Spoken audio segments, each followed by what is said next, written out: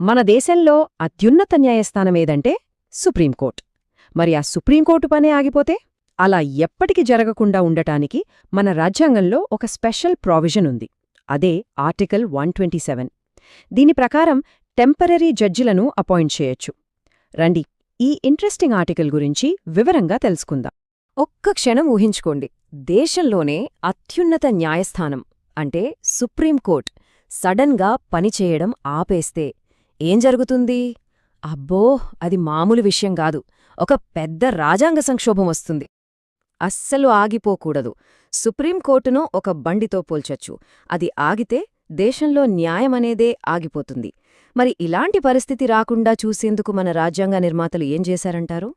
ఇక్కడే మనకు కోరం అనే మాట వస్తుంది.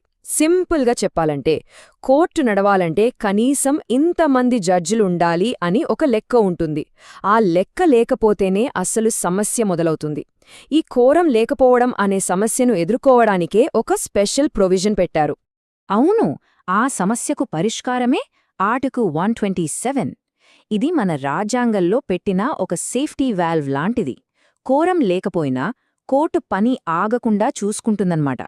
సో సింపుల్గా చెప్పాలంటే ఆర్టికల్ 127 ఏం చేస్తుందంటే, సుప్రీంకోర్టు సెషన్ను నడపడానికి జడ్జిలు తక్కువగా ఉన్నప్పుడు ఒక హైకోర్టు జడ్జిని టెంపరరీ